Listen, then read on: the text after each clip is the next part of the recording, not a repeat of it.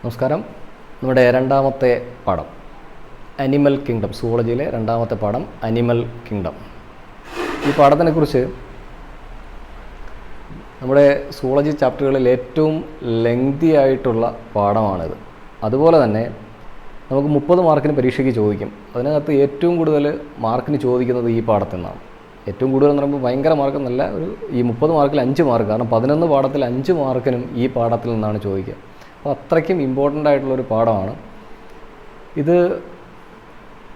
ഓർഗാനിസംസിനെ നമ്മൾ ക്ലാസിഫൈ ചെയ്യുന്നത് അനിമൽ കിങ്ഡത്തിനെ കുറിച്ച്, അതായത് ഏറ്റവും ചെറുത് തൊട്ട് ഏറ്റവും വലിയ ഓർഗാനിസം വരെയുള്ള ആ കാറ്റഗറൈസേഷൻ നമ്മൾ തൊട്ട് മുമ്പ് പഠിച്ച ലിവിങ് വേൾഡിൽ പഠിച്ചത് എന്താണോ ആ പഠിച്ചതിൻ്റെ ആ ക്ലാസിഫിക്കേഷൻ നമ്മൾ നടപ്പിലാക്കി നോക്കുന്നത് ഇവിടെയാണ്. ഓർഗാനിസംസിനെ ചെറുത് തൊട്ട് വലുത് വരെ ഇങ്ങനെ പല കാറ്റഗറിയിലായിട്ട് നമ്മൾ തിരിക്കും. നമ്മൾ പഠിച്ച ക്ലാസ്സുകളും ഫൈലവും എല്ലാം നമ്മൾ ഇതിനകത്താണ് പരിചയപ്പെടുക. അപ്പോൾ അത്രയും ഡീറ്റെയിൽ ആയിട്ട് പഠിക്കണം. ആ ക്ലാസ്സുകൾ മൊത്തവും നമ്മൾ പഠിക്കണം, ആ ഫൈലംസ് മൊത്തവും പഠിക്കണം. കോഡേറ്റ ഓർഗാനിസത്തിൻ്റെ ക്ലാസിഫിക്കേഷൻ പഠിക്കണം. ഈ ഇതിനകത്തുള്ള ഓർഗാനിസംസിനെ ഓരോന്നിനെയും പരിചയപ്പെടണം. ഓർഗാനിസംസിനെയൊക്കെ ഞാൻ കാണിച്ചു തരാം. അത് ഏതൊക്കെയാണ് ഓർഗാനിസംസ് എന്നും ഞാൻ കാണിച്ചു തരാം. അപ്പം ആ ഓർഗാനിസംസിനെ കണ്ടു പഠിക്കുകയാണ് ഏറ്റവും നല്ലത്. ഇനി ഓരോ ഫൈലം പഠിക്കുന്ന സമയത്തും ഓരോ ഫൈലത്തിനും സ്പെസിഫിക് ആയിട്ടൊരു ഓർഗാനിസത്തിന് നമ്മുടെ മനസ്സിലുണ്ടാവണം. അപ്പോൾ നമ്മളിപ്പോൾ സിനിമ കാണുന്ന സമയത്ത് ഇപ്പോൾ ഒരു കഥാപാത്രത്തിനെ, അല്ലെങ്കിൽ മമ്മൂട്ടിയുടെ സിനിമ എന്ന് പറയുമ്പോൾ ആ സിനിമയിൽ ആ മമ്മൂട്ടിയുടെ കഥാപാത്രത്തിനെ ഫുള്ള് നമ്മൾ ഉൾക്കൊണ്ടിട്ടുണ്ടാകും. അതുപോലെ ഈ ഓരോ ഫൈലംസ് പഠിക്കുന്ന സമയത്തും ആ ഫൈലത്തിനകത്ത് റെപ്രസെൻറ്റേറ്റ് ചെയ്ത് ഒരു ഓർഗാനിസത്തിനെ നമ്മൾ മനസ്സിൽ കണ്ടുവയ്ക്കും. ക്യാരക്ടേഴ്സ് പറയുമ്പോഴെല്ലാം ആ ഓർഗാനിസത്തിൻ്റെ എല്ലാ ക്യാരക്ടറും ആ ഫൈലത്തിന് റെപ്രസെൻ്റ് ചെയ്യുന്ന ക്യാരക്ടറായിട്ടുള്ള ഓരോ ഓർഗാനിസത്തിനെ ഞാൻ പരിചയപ്പെടുത്തി തരും. അതങ്ങനെ തന്നെ പഠിക്കുക. അപ്പം സിസ്റ്റമാറ്റിക്കായിട്ട് തന്നെ പഠിക്കുക. ആ രീതിയിൽ ഞാൻ കാര്യങ്ങൾ പറഞ്ഞു തരാം. അപ്പോൾ നമ്മുടെ പാഠത്തിലേക്ക് കിടക്കുകയാണ്. പാഠത്തിൻ്റെ പേര് അനിമൽ കിങ്ഡം. രണ്ടാമത്തെ പാഠം അനിമൽ കിങ്ഡം. നമ്മൾ ലിവിങ് വേൾഡ് എന്ന് പറയുന്ന പാഠത്തിനകത്ത് ക്ലാസിഫിക്കേഷൻ, അതിൻ്റെ ഐഡൻറ്റിഫിക്കേഷൻ എല്ലാം പറഞ്ഞു. എങ്ങനെയാണ് നമ്മൾ ചെയ്യുന്നത്, ടാക്സോണമി എല്ലാം പറഞ്ഞു. ഇവിടെ നമ്മളതിനെ ക്ലാസിഫൈ ചെയ്ത് നോക്കുകയാണ്. അനിമൽസിനെ ക്ലാസിഫൈ ചെയ്യുന്നതാണ് ഇവിടെ നടക്കുക. ഇതുപോലെ തന്നെ ബോട്ടണിയിൽ പ്ലാന്റ് കിങ്ഡം നമുക്ക് പഠിക്കാനുണ്ട്. ഇവിടെ അനിമൽ കിങ്ഡത്തിനകത്ത് ഈ ജന്തുലോകത്ത് കാണപ്പെടുന്ന എല്ലാ ഓർഗാനിസത്തിനെയും നമ്മൾ എങ്ങനെയാണ് തരംതിരിച്ച് വെച്ചിരിക്കുന്നത്, ഈ തരംതിരിക്കുന്നതിന് വേണ്ടിയിട്ട് നമ്മൾ എന്ത് മാനദണ്ഡമാണ് അവിടെ ഉപയോഗിച്ചത്, ദ ബേസിസ് ഓഫ് ക്ലാസിഫിക്കേഷൻ, അതാണ് ആദ്യം നമ്മൾ പരിചയപ്പെടുക. അത് കഴിഞ്ഞതിന് ശേഷമേ നമ്മൾ ഇനി പഠിക്കാൻ പോകുന്ന ക്യാരക്ടേഴ്സിനെ അനുസരിച്ച് നമ്മൾ എന്ത് ചെയ്യുന്നു, ഓർഗാനിസത്തിനെ ഇനി പല കാറ്റഗറിയിലായിട്ട് തിരിക്കും. നമുക്കത് ഇവിടെ പഠിക്കുന്ന സാധനങ്ങൾ വേണം ഇനി ബാക്കിയുള്ള ക്ലാസിഫിക്കേഷൻ എല്ലാം ഉപയോഗിക്കേണ്ടത്. അപ്പോൾ ബേസിസ് ഓഫ് ക്ലാസിഫിക്കേഷനാണ് ആദ്യം പറയുന്നത്. Basis of classification. ഇവിടെ ക്ലാസിഫൈ ചെയ്യാൻ വേണ്ടി നമ്മൾ ആ ജീവികളുടെ ഓരോ തരത്തിലുള്ള ക്യാരക്ടറുകളാണ് നമ്മൾ എടുത്തു നോക്കുക. അതിനകത്തുള്ള ക്യാരക്ടറിൽ ഒന്നാമത്തെ ക്യാരക്ടർ ലെവൽസ് ഓഫ് ഓർഗനൈസേഷൻ അല്ലെങ്കിൽ ഗ്രേഡ്സ് ഓഫ് ഓർഗനൈസേഷനാണ് പഠിക്കുന്നത്. ലെവൽസ് ഓഫ് ഓർഗനൈസേഷൻ നമ്മൾ ലിവിങ് വേൾഡ് എന്ന് പറയുന്ന പാഠത്തിൽ തന്നെ ലിവിങ് ഓർഗാനിസത്തിൻ്റെ ഒരു പ്രധാനപ്പെട്ട ക്യാരക്ടറായിട്ട് നമ്മൾ ഐഡൻറ്റിഫൈ ചെയ്തതാണ്. അതൊരു ഡിഫൈനിങ് പ്രോപ്പർട്ടി ആയിട്ട് നമ്മൾ പഠിക്കുകയും ചെയ്തു. ലെവൽസ് ഓഫ് ഓർഗനൈസേഷൻ, ഒരു ജീവിയെ എങ്ങനെയാണ് അതിൻ്റെ കൺസ്ട്രക്ഷൻ നടന്നിട്ടുള്ളത്, എങ്ങനെയാണത് അതിൻ്റെ ശരീരത്തിൽ നിർമ്മാണ പ്രക്രിയകൾ നടന്നിട്ടുള്ളതെന്നാണ് ഇതിനകത്ത് പറയുക.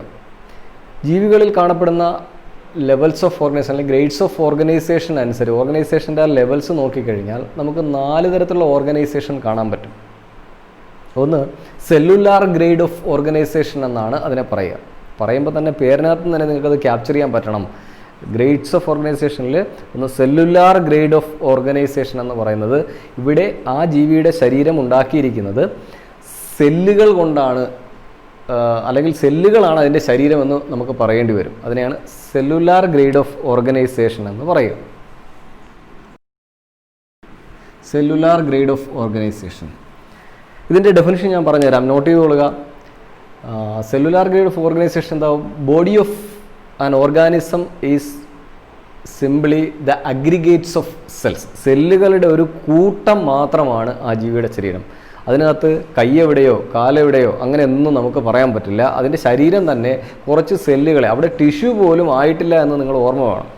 ഞാൻ എന്തുകൊണ്ടാണ് ടിഷ്യൂ എന്നൊക്കെ നേരിട്ട് പറയുന്നത് ചോദിച്ചു കഴിഞ്ഞാൽ, നമ്മുടെ ആദ്യത്തെ പാഠത്തിനകത്ത് നമ്മൾ സെല്ല്, ടിഷ്യൂ, ഓർഗൻ, ഓർഗാനിസം എന്ന് പറഞ്ഞിട്ട് നമ്മൾ പഠിച്ചിട്ടുണ്ട്. സെല്ലെന്ന് പറഞ്ഞാൽ ഏറ്റവും ബേസിക് ആയിട്ടുള്ള യൂണിറ്റാണ്. ഒരു ജീവിയുടെ ശരീരമുണ്ടല്ലോ, കൺസ്ട്രക്ഷൻ്റെ ഏറ്റവും ബേസ് ആയിട്ടുള്ള സാധനമാണ് സെൽ. ബേസിക് യൂണിറ്റ് ഓഫ് ലൈഫാണ് cell. Cell is the basic unit of life എന്ന് തന്നെയാണ് നമ്മൾ ഡെഫിനിഷൻ പറഞ്ഞത്. ഇങ്ങനെയുള്ള സെല്ലുകളെല്ലാം കൂടെ വാരി കൂട്ടിയിട്ടിട്ട് ഒരു മെമ്പറൈൻ വെച്ച് അങ്ങ് പൊതിഞ്ഞിട്ട് പറയുകയാണ് ഇതാണ് ഒരു ജീവി എന്ന് പറയുന്നത്. അതാണ് സെല്ലുലാർ ഗ്രേഡ് ഓഫ് ഓർഗനൈസേഷൻ. ജീവിയുടെ ശരീരം ഉണ്ടാക്കിയിരിക്കുന്നത് വെറും സെല്ലുകൾ മാത്രമാണ്. അവിടെ ഒരേപോലത്തെ സെല്ലുകളെ കൂട്ടിച്ചേർത്ത് പോലും വെച്ചിട്ടില്ല എന്ന് നമുക്ക് ചിലപ്പം പറയേണ്ടി വരും. അതാണ് cellular grade of organisation. Example, phylum Porifera പോലുള്ള ഫൈലങ്ങളിൽ ഇതാണ് കാണുക. സെല്ലുലാർ ഗ്രേഡ് ഓഫ് ഓർഗനൈസേഷനാണ് കാണപ്പെടുക. നെക്സ്റ്റ് നമ്മൾ പറയുന്നത് ടിഷ്യൂ ഗ്രേഡ് ഓഫ് ഓർഗനൈസേഷനാണ്. സെല്ലുകൾ കഴിഞ്ഞാൽ അടുത്തത് അതിന് മേളിലുള്ള സ്ട്രക്ചർ എന്ന് പറയുന്നത് ടിഷ്യൂ ആണ്. അപ്പോൾ ഈ ഗ്രേഡ് ഓഫ് ഓർഗനൈസേഷനാണ്, ടിഷ്യൂ ഗ്രേഡ് ഓഫ് ഓർഗനൈസേഷനാണ് അവിടെ കാണുക. എന്താണ് ടിഷ്യൂ ഗ്രേഡ് ഓഫ് ഓർഗനൈസേഷൻ എന്ന് പറഞ്ഞാൽ? ഇവിടെ വെറുതെ സെല്ലുകളായിട്ട് വാരിയിട്ടേക്കുകയല്ല. ഇവരെ നമുക്ക് ഇതിനകത്ത് സെല്ലുകൾ കൂട്ടം ചേർന്നിട്ട്, ഒരേപോലത്തെ സെല്ലുകൾ കൂട്ടം ചേർന്നിട്ട് എന്ത് ചെയ്യും, അവിടെ ഒരു പ്രത്യേക ഫംഗ്ഷന് വേണ്ടിയിട്ട് അവർ മോഡിഫൈ ചെയ്തിട്ടുണ്ടാകും. അങ്ങനെയുള്ള ഗ്രൂപ്പ് ഓഫ് സെൽസ് ആണ് ടിഷ്യൂസ്. ടിഷ്യൂസിൻ്റെ ഡെഫിനിഷൻ ഒന്ന് നോട്ട് ചെയ്യുക. Tissues are the group of cells with same structure, same function, same origin. അതിനെയാണ് ടിഷ്യൂ എന്ന് പറയുന്നത്. It is the group of cells with same structure, same function and same origin. അങ്ങനെയുള്ള സ്ട്രക്ചറുകളാണ് എന്ത്, tissues എന്ന് പറയും. അപ്പോൾ ടിഷ്യൂസിന് ഇങ്ങനത്തെ ടിഷ്യൂസ് വെച്ച് ഉണ്ടാക്കിയിരിക്കുന്നതാണ് ഈ രണ്ടാമത് പറഞ്ഞ തരത്തിലുള്ള ജീവികളിൽ കാണപ്പെടുന്ന അവരുടെ ശരീരം ഇങ്ങനെയാണ്. ടിഷ്യൂസ് എന്ന് നമുക്ക് പറയാൻ പറ്റും. ഇവിടെ ഒരിക്കലും നിങ്ങൾ ഓർഗൻ, അവയവം എന്ന് പറയില്ല.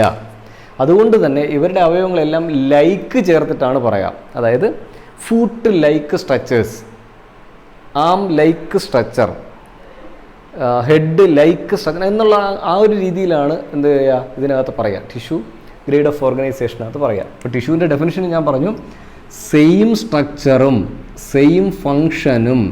ഇപ്പോൾ സ്ട്രക്ചർ ഇതിനകത്തുള്ള സെല്ലുകൾ ഇങ്ങനെ ഇരിക്കുകയാണെങ്കിൽ എല്ലാ സെല്ലുകളും ഇതുപോലെ തന്നെ ഉണ്ടാകും.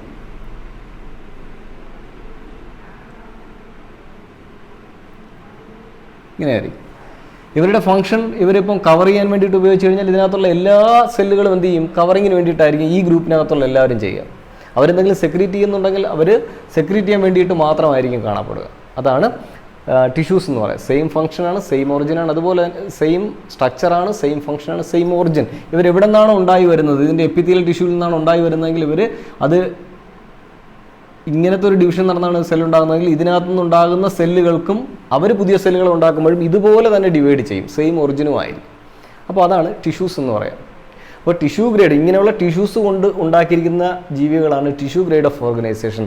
ഫൈലം സിലിണ്ടറേറ്റയിൽ ഇത്തരത്തിലുള്ള ഓർഗാനിസംസ് ആണ് കാണപ്പെടുക. സിലിണ്ടറേറ്റ. ദെൻ അടുത്ത ഗ്രൂപ്പ് എന്ന് പറയുന്നത് ഓർഗൻ ഗ്രേഡ് ഓഫ് ഓർഗനൈസേഷൻ ആണ്. Organ grade of organisation. അപ്പോൾ പ്ലാറ്റിഹെൽമിന്തസ് വന്നാലും ഇത് തന്നെയാണ് വരിക. Then organ grade of organisation എന്നാണ് ഇതിന് പറയുക. Organ grade of organisation. എന്താണ് ഓർഗൻ ഗ്രേഡ് എന്ന് പറഞ്ഞാൽ? ഇവിടെ ടിഷ്യൂവിനേക്കാളും കുറച്ചുകൂടെ അഡ്വാൻസ്ഡ് ആയി. ടിഷ്യൂ കഴിഞ്ഞ് കുറേ സിമിലർ ആയിട്ടുള്ള ടിഷ്യൂസ് ചേരുന്നതാണ് ഓർഗൻസ്, അവയവങ്ങൾ. ഒരുപാട് ടിഷ്യൂസ് ചേർന്നിട്ടുണ്ടായ സാധനം ഓർഗൻ. ഇങ്ങനെ ഈ ജീവികൾ നോക്കിയാൽ അവർക്ക് കൃത്യമായിട്ട് എന്ത് കാണാൻ പറ്റും, ഓർഗൻസ് കാണാൻ പറ്റും, അവയവങ്ങൾ കാണാൻ പറ്റും. അതാണ് ഓർഗൻ ഗ്രേഡ് ഓഫ് ഓർഗനൈസേഷൻ എന്ന് പറയും. അവരുടെ ശരീരത്തിൽ കാണപ്പെടുന്ന ഈ അവയവങ്ങളൊന്നും നേരത്തെ പറഞ്ഞ പോലെ foot like, arm like, head like അങ്ങനെയെന്ന് പറഞ്ഞിട്ടല്ല പേര് പറയാം. അവർക്ക് സ്പെസിഫിക് ആയിട്ട് ഓർഗൻസ് ഉണ്ടാകും, നീന്താൻ അവയവങ്ങളുണ്ടാകും, ശ്വസനത്തിന് വേണ്ടിയിട്ട് അവയവങ്ങളുണ്ടാകും, എല്ലാത്തിനും അവയവങ്ങൾ ഉണ്ടായിട്ടുണ്ടാകും, ഓർഗൻസ് ഡെവലപ്പ് ചെയ്തിട്ടുണ്ട്. അതാണ് ഓർഗൻ ഗ്രേഡ് ഓഫ് ഓർഗനൈസേഷൻ എന്ന് പറയും. അപ്പോൾ നമ്മൾ അഡ്വാൻസ്ഡ് ആയിട്ടുള്ള ഗ്രൂപ്പുകൾ, ഇപ്പോൾ അനലിഡ, ആ ഗ്രൂപ്പുകളൊക്കെ വന്നു കഴിഞ്ഞാൽ ആർത്രോപോഡ ഗ്രൂപ്പുകളിലേക്ക് അങ്ങോട്ട് വന്നു കഴിയുമ്പോൾ എന്ത് ചെയ്യും, ഓർഗൻ ഗ്രേഡ് ഓഫ് ഓർഗനൈസേഷനാണ് കാണപ്പെടുക. പിന്നെയുള്ളതെന്ന് പറഞ്ഞാൽ അഡ്വാൻസ്ഡ് ആയിട്ടുള്ള ഓർഗാനിസംസ് ആണ്, നമ്മളെപ്പോലുള്ള ഓർഗാനിസംസ്. അവരെ നമ്മൾ വിളിക്കുന്നത് organ system grade of organisation എന്നാണ്. Organ system grade of organisation. ഇതിൻ്റെ ഓർഗൻ സിസ്റ്റം, ഓർഗൻസ് ചേർന്നിട്ടുള്ള ഒരേപോലെ കുറേ ഓർഗൻസ് ഒരുമിച്ച് ചേർന്നിട്ട് ഒരു ഫംഗ്ഷൻ നിർവഹിക്കുന്നതിന് വേണ്ടിയിട്ട് മോഡിഫൈ ചെയ്യുന്ന ഗ്രൂപ്പ് ഓഫ് ഓർഗൻസിനെയാണ് ഓർഗൻ സിസ്റ്റം എന്ന് പറയാം. ഞാൻ എക്സാമ്പിൾ പറഞ്ഞു തരാം. ഇപ്പോൾ നമ്മൾ ഭക്ഷണം കഴിക്കുന്നതിന് വേണ്ടിയിട്ട് ഡൈജഷൻ എന്ന് പറയുന്നൊരു ഫംഗ്ഷനാണല്ലോ. അപ്പോൾ ആ ഫംഗ്ഷന് വേണ്ടിയിട്ട് നമ്മൾ ഒരുപാട് ഓർഗൻസിനെ ചെയിൻ പോലെ അറേഞ്ച് ചെയ്യും. എൻ്റെ മൗത്ത് ഒരു ഓർഗനാണ്, നാക്ക് ഒരു അവയവമാണ്, ഇവിടുന്ന് അങ്ങോട്ട് ഫാരിങ്സ് ഒരു അവയവമാണ്, ദെൻ അങ്ങോട്ട് പോകുമ്പോൾ ഈസോഫാഗസ് ഒരു അവയവമാണ്, സ്റ്റൊമക്ക്, ദെൻ ഇൻഡസ്റ്റൈൻ, നമ്മുടെ റെക്റ്റം, ഏനസ്, ഇതെല്ലാം ഓരോ അവയവങ്ങളാണ്. ഇവരെല്ലാവരും ഓരോ ജോലിക്ക് വേണ്ടിയിട്ട്, ഡൈജഷൻ എന്ന് പറയുന്ന ജോലിക്ക് വേണ്ടിയിട്ട്, ഫംഗ്ഷന് വേണ്ടിയിട്ട് ചെയിനായിട്ട് അറേഞ്ച് ചെയ്യുന്നവരാണ്. അങ്ങനെ ചെയ്ത് വെച്ചിരിക്കുമ്പോഴാണ് അതിനെ ഓർഗൻ സിസ്റ്റം എന്ന് പറയുക. ചില നമ്മളിലൊക്കെ നോക്കിക്കഴിഞ്ഞാൽ നമ്മുടെ ഇങ്ങനത്തെ ഓർഗൻ സിസ്റ്റംസ് ഒരുപാടുണ്ടാകും. Respiratory system, circulatory system, digestive system, reproductive system, ഇങ്ങനെ സിസ്റ്റംസ് നമുക്ക് ഇഷ്ടം പോലെ ഉണ്ട്.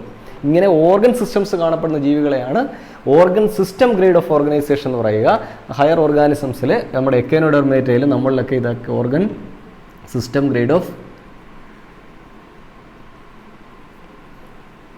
ഓർഗൻ എക്കനോഡെർമേറ്റ, ദെൻ കോഡേറ്റ, ഇതിലൊക്കെ എന്താണ് കാണപ്പെടുക? ഓർഗൻ സിസ്റ്റം ഗ്രേഡ് ഓഫ് ഓർഗനൈസേഷനാണ്. അത്ര ഇമ്പോർട്ടൻ്റ് ആയിട്ടുള്ളൊരു സാധനമല്ല, എന്നാലും അറിഞ്ഞു വെച്ചേക്കുക. നമുക്ക് ക്ലാസിഫിക്കേഷന് വേണ്ടിയിട്ട് ആവശ്യമുള്ളതാണ് ഈ പോയിന്റ്. അപ്പോൾ ബേസിസ് ഓഫ് ക്ലാസിഫിക്കേഷനകത്ത് ഒന്നാമത് നമ്മൾ എന്തിനെ ബേസ് ചെയ്തിട്ടാണ് ക്ലാസിഫൈ എന്ന് വെച്ച് കഴിഞ്ഞാൽ ലെവൽസ് ഓഫ് ഓർഗനൈസേഷനാണ് അതിനകത്ത് നോക്കുക. അപ്പോൾ ഇത് കഴിഞ്ഞ് ഇനി രണ്ടാമത്തെ കാറ്റഗറി, രണ്ടാമത് എന്തിനെ ബേസ് ചെയ്തിട്ടാണ് നമ്മൾ ക്ലാസിഫൈ ചെയ്യുന്നതെന്ന് ചോദിച്ചാൽ ആ ക്ലാസിഫിക്കേഷൻ പറയാൻ പോകുന്നത്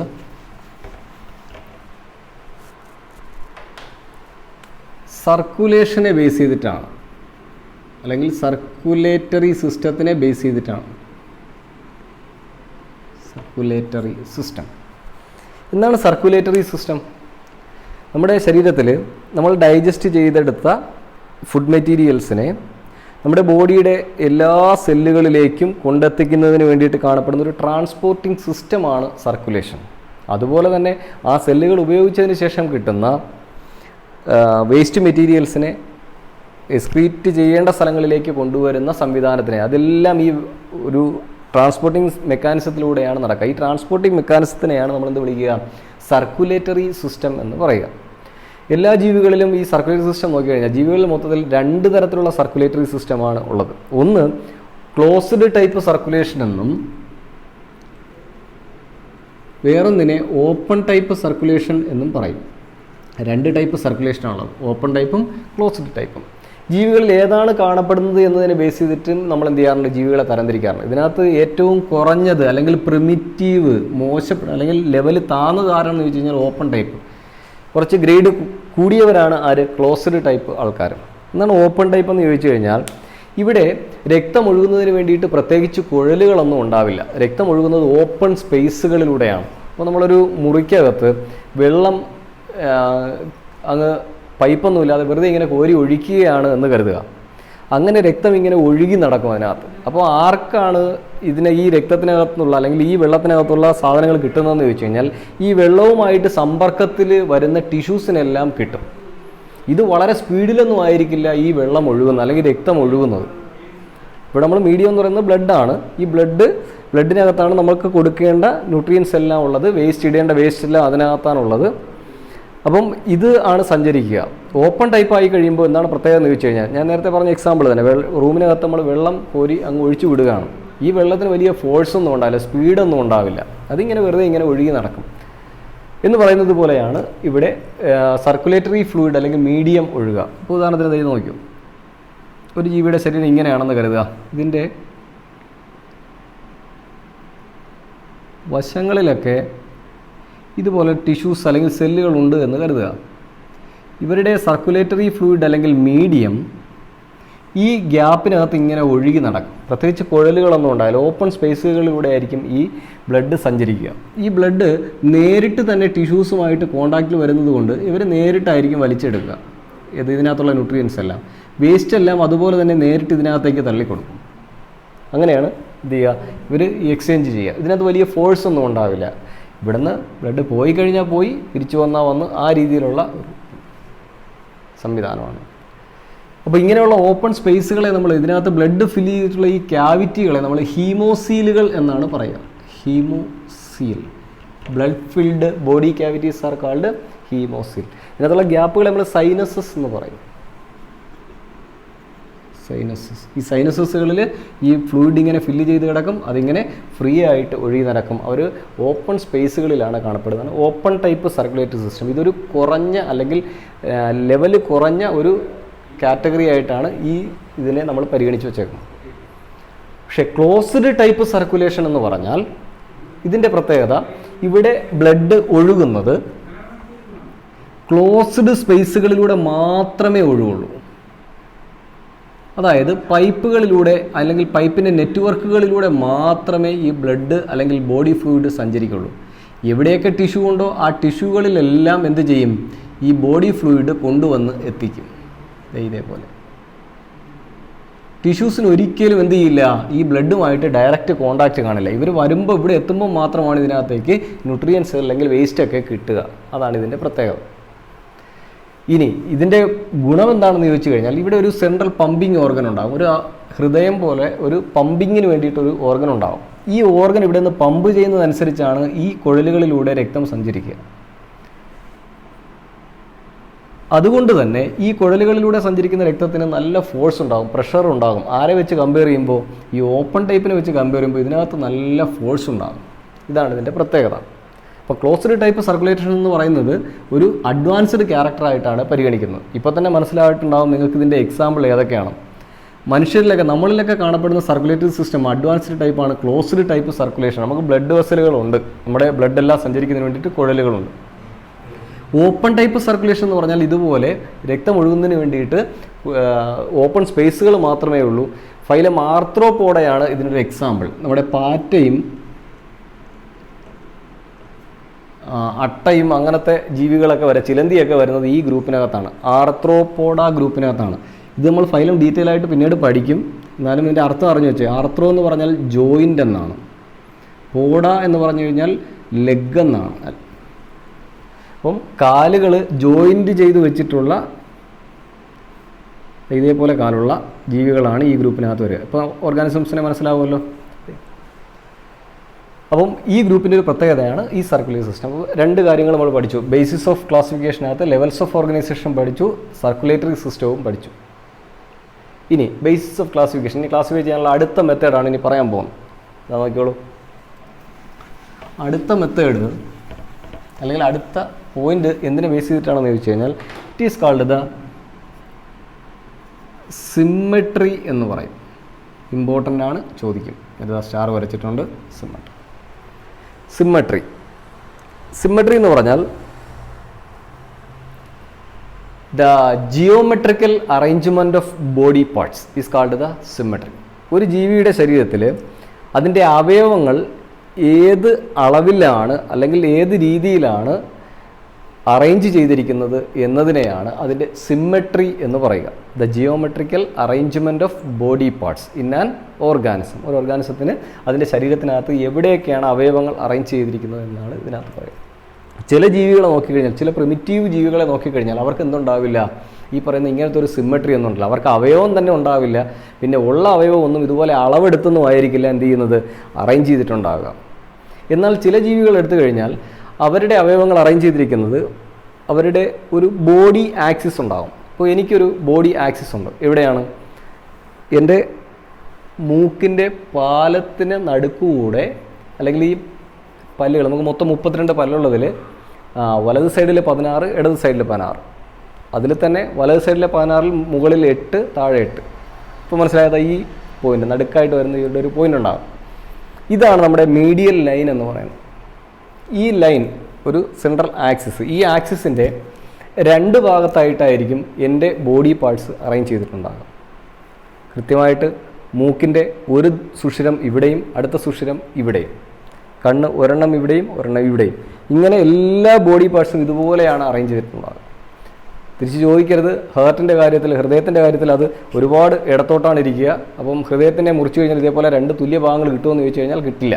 കാരണം അതങ്ങോട്ട് ഇൻറ്റേർണൽ ഓർഗൻ അങ്ങനെ തള്ളി വെച്ചേക്കുന്നതാണ്. നമ്മുടെ എക്സ്റ്റേണൽ ഓർഗൻസ് ഇതുപോലെ ഒരു ആക്സിസിന് 2 സൈഡുകളിലായിട്ട് അറേഞ്ച് ചെയ്യുകയാണെങ്കിൽ അത് ഒരു തരത്തിലുള്ള സിമ്മെട്രിയാണ്. അപ്പം ഒരു ഓർഗാനിസത്തിന് മനസ്സിലായാലോ.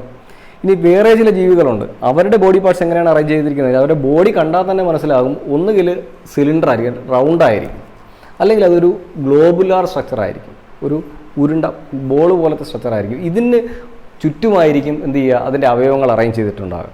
അങ്ങനെ വരുമ്പോൾ എന്ത് ചെയ്യുമെന്ന് ചോദിച്ചാൽ, നമ്മളിതിനെ ഇതിൻ്റെ മീഡിയൻ ആക്സിസിലൂടെ കട്ട് ചെയ്ത് കഴിഞ്ഞാൽ നിങ്ങൾക്ക് ഈക്വൽ പാർട്സ് കിട്ടും. എങ്ങനെ? ഈ ആക്സിസിലൂടെ കടന്നു വരുന്ന ഏത് ലൈനിൽ വെച്ച് മുറിച്ചാലും നിങ്ങൾക്ക് എന്ത് ചെയ്യും, ഈക്വൽ ഹാഫ്സ് കിട്ടും. ക്ലിയർ ആയോ? അപ്പം ഇങ്ങനെ, ഇനി അതിൻ്റെ പേര് ഞാൻ പറയാൻ പോകുന്നതേ ഉള്ളൂ. ഇതുപോലെയാണ് ജീവികളിൽ പലതരത്തിൽ അവയവങ്ങൾ അറേഞ്ച് ചെയ്തിട്ടുണ്ട്. ഇങ്ങനെ അറേഞ്ച് ചെയ്യുന്ന രീതിയെയാണ് എന്ത് വിളിക്കുക, സിമ്മെട്രി എന്ന് പറയും. അപ്പോൾ നമുക്ക് സിമ്മെട്രിയിലൊന്ന് പരിചയപ്പെടാം. ഏതൊക്കെ തരത്തിൽ സിമ്മെട്രിയാണ്? ഒരു സിമ്മെട്രിയുടെ കാര്യം ഞാൻ ആൾറെഡി പറഞ്ഞു. അവിടെ സിമ്മെട്രി ഒന്നുമില്ല. ജീവിക്ക് ശരീരത്തിലെ അവയവങ്ങൾ തന്നെ കാര്യമായിട്ട് ഉണ്ടാവില്ല. അങ്ങനെയുള്ള സിമ്മെട്രി ഇല്ലാത്ത ഓർഗാനിസംസിനെ എസിമെട്രിക് എന്നാണ് പറയുക. Asymmetric. The organisms without symmetry is called asymmetry. ഇപ്പോൾ ഫൈലം പോറിഫെറ എടുത്തു കഴിഞ്ഞാൽ, സിലിണ്ടറേറ്റ് എടുത്തു കഴിഞ്ഞാൽ അവർക്കൊന്നും എന്തുണ്ടാവില്ല, ഒരു സിമ്മെട്രി ഉണ്ടാവില്ല. പ്രത്യേകമായിട്ട് ഒരു സിമ്മെട്രി നമുക്ക് കാണിച്ചു തരാൻ പറ്റില്ല. ഇനി എസിമെട്രിക്കിനകത്ത് എക്സാമ്പിൾ പോറിഫെറയാണ് കേട്ടോ. സിലിണ്ടറേറ്റ് അല്ല, പോറിഫെറ. സ്പോഞ്ചസ് വരുന്ന ഗ്രൂപ്പുകാർ, അവർക്ക് പ്രത്യേകിച്ച് അവയവമൊന്നും പ്രത്യേകിച്ച് ഷേപ്പൊന്നും ഉണ്ടാവില്ല. അത് എസിമെട്രിക്. രണ്ടാമത്തെ ഗ്രൂപ്പുകാരുണ്ട് സിലിണ്ടറേറ്റ ഗ്രൂപ്പുകാർ. ഇതാണ് സിലിണ്ടറേറ്റ ഗ്രൂപ്പുകാരിലേക്ക് വരുമ്പോൾ ഇതിനകത്ത് ഗ്ലോബുലാർ ആയിട്ടുള്ള ഓർഗാനിസംസ് ഉണ്ടാകും. ഷേപ്പ് ഞാൻ പറഞ്ഞു, ഉണ്ടയായിട്ടിരിക്കുന്ന ഓർഗാനിസം ഇതേപോലെ.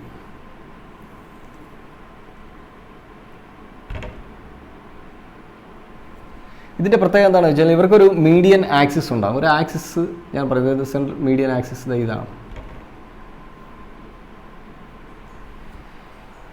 ഈ ആക്സിസിലൂടെ കടന്നു പോകുന്ന ഏത് കട്ടും നിങ്ങൾക്ക് വേണമെങ്കിൽ കത്തിവെച്ച് ഇങ്ങനെ മുറിക്കാം. ഇങ്ങനെ മുറിച്ചാലും ഈ കത്തി വെച്ചിട്ട് ഇങ്ങനെ മുറിക്കാം. എന്നാലും ഇതിനകത്ത് ഏത് ഷേപ്പിൽ മുറിച്ചാലും നിങ്ങൾക്ക് എന്ത് കിട്ടും, ഇതിൻ്റെ ഈക്വൽ ഹാഫ്സ് കിട്ടും. ഒരു നിബന്ധനയേ ഉള്ളൂ, അത് ഏതിലൂടെ കടന്നു പോകണം, സെൻട്രൽ ആക്സിസിലൂടെ കടന്നു പോകുന്ന ഏത് കട്ടും ആ ഓർഗാനിസത്തിനെ രണ്ടായിട്ട് ഈക്വൽ ഹാഫ്സ് ആയിട്ട് മുറിക്കുമെങ്കിൽ അതിനെ നമ്മൾ വിളിക്കുന്ന പേരാണ് റേഡിയൽ സിമ്മെട്രി. പ്രത്യേകത, ഓർഗാനിസത്തിന് റൗണ്ട് ഷേപ്പോ അല്ലെങ്കിൽ സിലിണ്ടറിക്കൽ ഷേപ്പോ ആയിരിക്കുമെന്നുള്ള പ്രത്യേകത ശ്രദ്ധിച്ചോണം. Any cut through, any cut, അതാണ് അതിൻ്റെ ഇമ്പോർട്ടൻ്റ് ആയിട്ടുള്ള പോയിന്റ്. എനി കട്ട് എവിടെ കൂടെയുള്ള, through the axis, central axis. Central ആക്സിസിലൂടെയുള്ള ഏത് കട്ടും നിങ്ങൾക്ക് എന്ത് ചെയ്യാം, ഈക്വൽ ഹാഫ്സ് ആയിട്ട് മുറിക്കാൻ പറ്റുമെങ്കിൽ അത് റേഡിയൽ സിമ്മെട്രി. മൂന്നാമത്തെ സിമ്മെട്രിയുടെ പ്രത്യേകത, അവിടെ നിങ്ങൾക്കൊരു ആക്സിസിലൂടെ കട്ട് ചെയ്യാം. സെൻട്രൽ ആക്സിസിലൂടെയുള്ള കട്ട് തന്നെയാണ്, പക്ഷേ ആ കട്ട് ഒരു കട്ട് മാത്രമേ നിങ്ങൾക്ക് എന്ത് ചെയ്യാൻ പറ്റുള്ളൂ, ആ ഓർഗാനിസത്തിനെ ഈക്വൽ ഹാഫ്സ് ആയിട്ട് മുറിക്കാൻ പറ്റുള്ളൂ. ഞാൻ നേരത്തെ പറഞ്ഞു എൻ്റെ ആക്സിസ് കണ്ടോ, ഇതാണ് ആക്സിസ്. ഈ ആക്സിസിലൂടെയുള്ള ഒരു കട്ട്, ഈ പ്ലെയിനിലുള്ള ഈ ഒരു കട്ട് മാത്രമേ എന്നെ രണ്ട് ഈക്വൽ ഹാഫ്സ് ആയിട്ട് മുറിക്കുള്ളൂ. ഞാനതിനെ വേറൊരു കട്ട് പറയുകയാണ്. ഈ സെൻട്രൽ ആക്സിസ്, ഇതാണല്ലോ സെൻട്രൽ ആക്സിസ്. ഈ ആക്സിസിലൂടെ കടന്നു പോകുന്ന ഇങ്ങനത്തെ കട്ടാണെങ്കിൽ എനിക്ക് ഈക്വൽ ഹാഫ്സ് കിട്ടുമോ? എൻ്റെ ഈ പകുതി മുറിച്ചെടുത്ത് കഴിഞ്ഞാൽ മുന്നിലത്തെ പകുതിയിൽ എന്തുണ്ടാകും, കണ്ണുണ്ടാകും, മൂക്കുണ്ടാകും, നാക്കുണ്ടാകും, ഇതെല്ലാം ഉണ്ടാകും. പുറകിലത്തെ രണ്ടാമത്തെ ഹാഫിനകത്ത് ഏത് മാത്രമേ ഉണ്ടാവുള്ളൂ, രണ്ട് ചെവിയുടെ പാർട്ട് മാത്രം കിട്ടും. അങ്ങനത്തെ കട്ട് എന്ത് ചെയ്യും, ഈക്വൽ ഹാഫ്സ് ആക്കാൻ പറ്റില്ല. പക്ഷേ ഈ മൂക്കിൻ്റെ പാലത്തിലൂടെ കടന്നു വരുന്ന ഈ ഒരൊറ്റ കട്ട് നിങ്ങൾക്ക് എന്ത് ചെയ്യാം, ഈക്വൽ ഹാഫ്സ് ആയിട്ട് കട്ട് ചെയ്യാൻ പറ്റുമെങ്കിൽ അതെന്ത് പറയും, അതിന് നമ്മൾ ബൈലാറ്ററൽ സിമ്മെട്രി എന്നാണ് പറയുക. Bilateral symmetry. അതിന് നമ്മൾ പറയുന്നു, ഇവിടെ എഴുതുന്നു, single cut through the central axis. Central ആക്സിസിലൂടെയുള്ള സിംഗിൾ കട്ട് നിങ്ങൾക്ക് ഈക്വൽ ഹാഫ്സ് ആയിട്ട് മാറ്റുമെങ്കിൽ അതിനെ നമ്മൾ ബൈലാറ്ററൽ സിമ്മെട്രി എന്നാണ് പറയുക. ഈ ആക്സിസിൻ്റെ രണ്ട് സൈഡുകളിലായിട്ടായിരിക്കും ഈ ജീവിയുടെ അവയവങ്ങൾ ക്രമീകരിച്ചിട്ടുണ്ടാകുക. ഈ ക്രമീകരണത്തിനെയാണ് സിമ്മെട്രി എന്ന് പറയാം. ഇതിനകത്ത് ഏറ്റവും നല്ലത്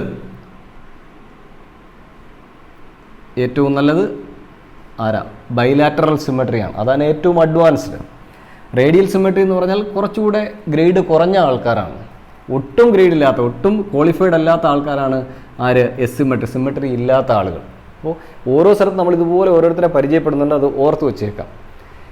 ഇപ്പോൾ ബൈലാറ്ററൽ സിമ്മെട്രി എന്ന് പറഞ്ഞാൽ മനുഷ്യനിൽ കോഡേറ്റയിലൊക്കെ ഉള്ള സിമ്മെട്രി ബൈലാറ്ററൽ സിമ്മെട്രിയാണ്.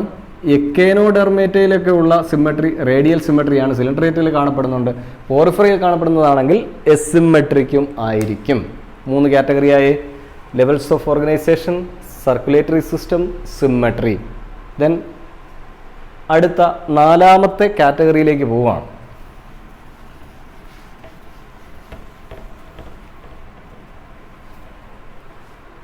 നാലാമത്തെ കാറ്റഗറിയെ പറയുന്ന പേര് സീലോം എന്നാണ് പറയുക. സീലോം. എന്താണ് സീലോം എന്ന് പറഞ്ഞാൽ? നമ്മുടെ ബോഡിയിൽ കാണപ്പെടുന്ന ഒരു സ്പേസിനെയാണ്, ക്യാവിറ്റിയാണ് നമ്മൾ സീലോം എന്ന് പറയുക. സീലോം എന്ന് പറഞ്ഞത് ഇത് എങ്ങനെ അറേഞ്ച് ചെയ്തിരിക്കുന്നു?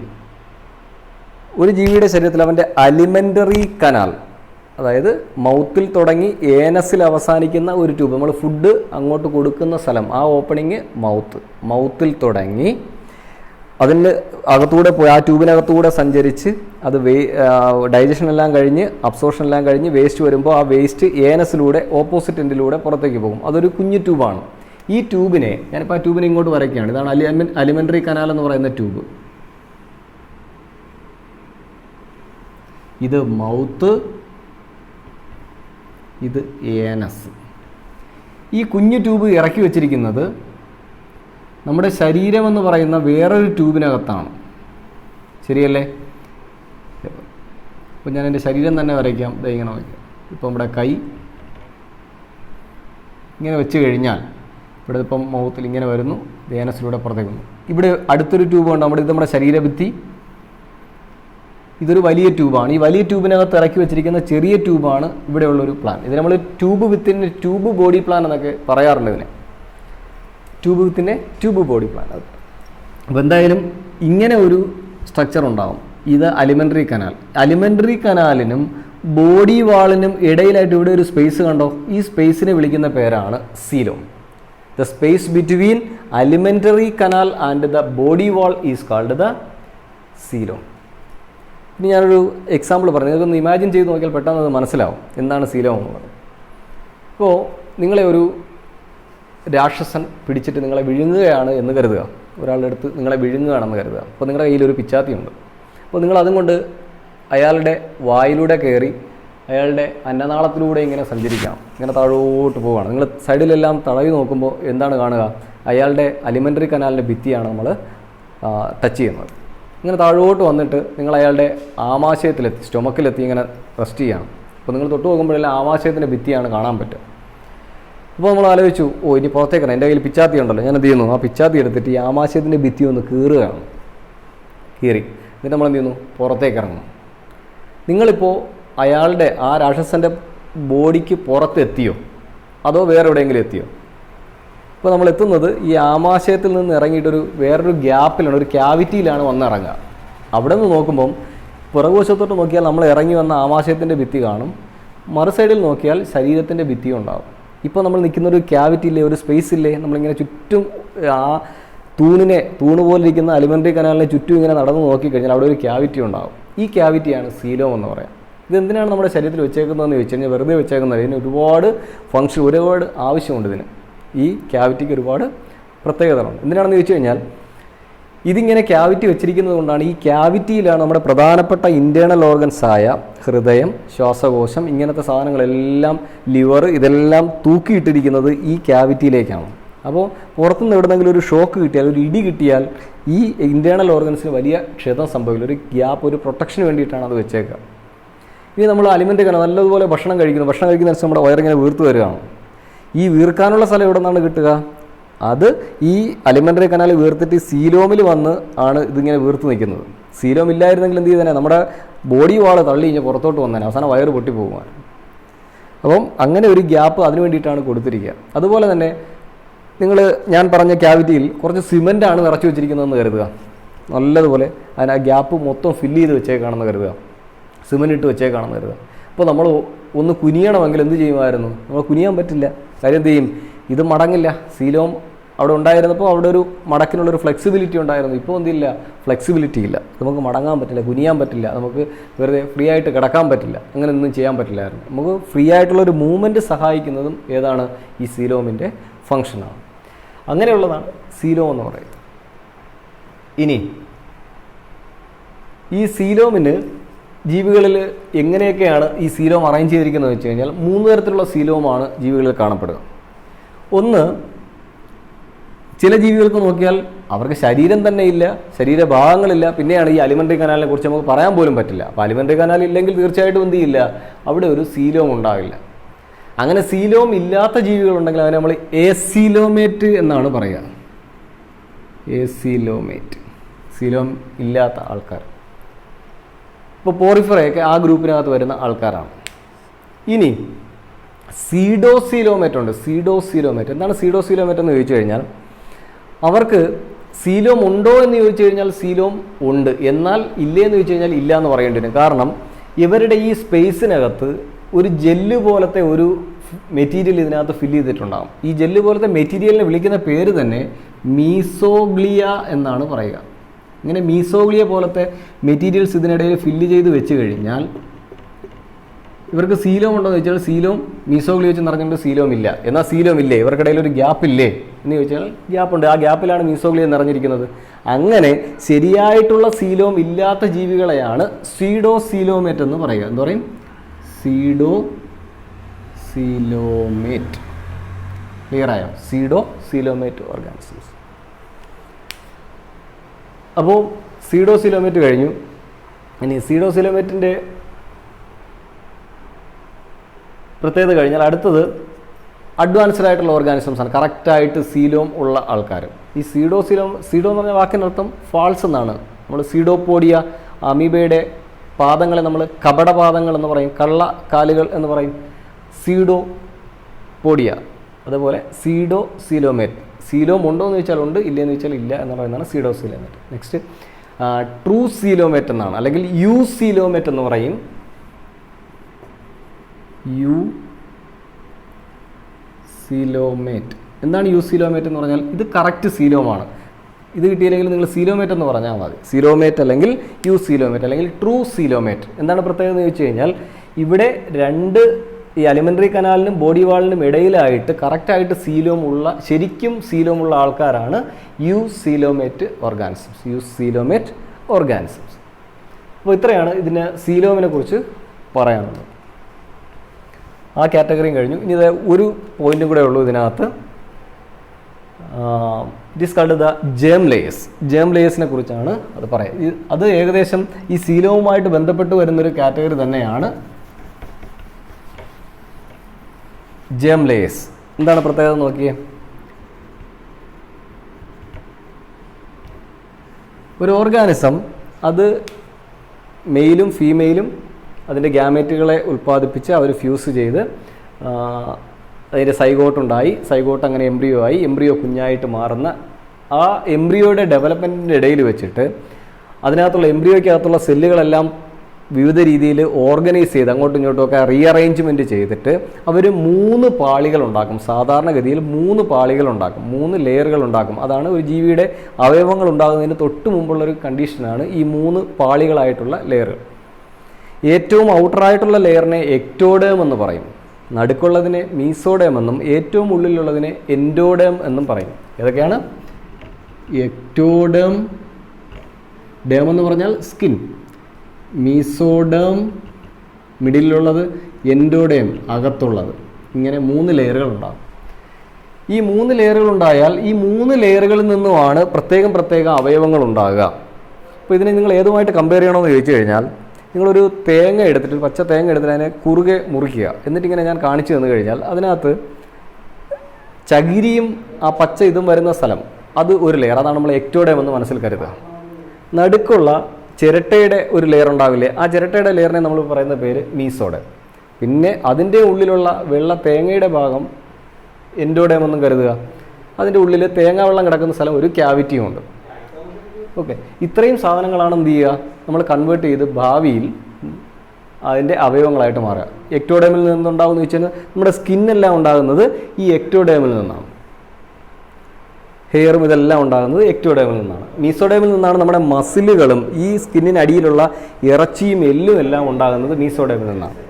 അലിമെൻ്ററി കനാൽ ഉണ്ടാകുന്നത് ഇവിടെ നിന്നാണ്? എൻഡോഡേമിൽ നിന്നുമാണ്. ക്ലിയർ ആയോ? ഇങ്ങനെ 3 പാളികളുണ്ടാകും. അപ്പം ഈ മീസോഡേമിനും എൻഡോഡേമിനും ഇടയിലായിട്ടാണ് നമ്മൾ പറഞ്ഞ സീലോം ഉണ്ടാകേണ്ടത്. ഓക്കെ, ഇങ്ങനെ അഡ്വാൻസ് ആയിട്ട് നമ്മളെ പോലുള്ള ജീവികളിലൊക്കെ ആണെങ്കിൽ ഇതുപോലെ 3 പാളികളും ഉണ്ടാകും. എക്ടോഡേം, മീസോഡേം ആൻഡ് എൻഡോഡേം ആയിട്ട് ഉണ്ടാകും. ഇങ്ങനെ 3 ജേം ലെയർ, ഈ ലെയറുകളെ വിളിക്കുന്ന പേരാണ് ജേം ലെയേഴ്സ്. ഈ ജേം ലെയേഴ്സ് 3 ഉണ്ടാകുമെങ്കിൽ അതിനെ ആ തരത്തിലുള്ള ഓർഗാനിസത്തിനെ ട്രിപ്ലോബ്ലാസ്റ്റിക് എന്നാണ് പറയുക. ട്രിപ്ലോബ്ലാസ്റ്റിക്. ഇത് അഡ്വാൻസ്ഡ് ആയിട്ടുള്ളൊരു ക്യാരക്ടറാണ്. എന്നാൽ ചില ജീവികളിൽ ഈ മീസോഡേം കാണില്ല. പകരം എന്ത് ചെയ്യും? ഈ എക്ടോഡേമും എൻഡോഡേമും മാത്രമേ ഉണ്ടാവുള്ളൂ. ഇത്തരത്തിലുള്ള 2 ജേം ലെയേഴ്സേ ഉള്ളെങ്കിൽ അതിനെ നമ്മൾ ഡിപ്ലോബ്ലാസ്റ്റിക് എന്നാണ് പറയുക. ക്ലിയർ ആയോ? ഡിപ്ലോബ്ലാസ്റ്റിക് എന്ന് പറയും. പറയണതിനകത്ത് ഇത് ഒരു പ്രിമിറ്റീവ് ക്യാരക്ടറാണ്. പ്രിമിറ്റീവ് ക്യാരക്ടർ, ഇത് അഡ്വാൻസ്ഡ് ക്യാരക്ടറാണ്. അപ്പോൾ ക്യാരക്ടേഴ്സ് എല്ലാം നോക്കിയേ. ഏതിനെയൊക്കെ ബേസ് ചെയ്തിട്ട് നമ്മൾ ക്ലാസ് ചെയ്യുന്നത്? Levels of organisation, circulatory system, symmetry, coelom, germ layers. ഇത്രയും കാര്യങ്ങൾ നമ്മൾ പഠിച്ചതെന്നാണോ അതിനെ വെച്ചിട്ടാണ് നമ്മൾ ഓർഗാനിസത്തിനെ ക്ലാസിഫൈ ചെയ്യുന്നത്. ഇതാണ് ബേസിസ് ഓഫ് ക്ലാസിഫിക്കേഷൻ. ക്ലിയർ ആയല്ലോ? Thank you.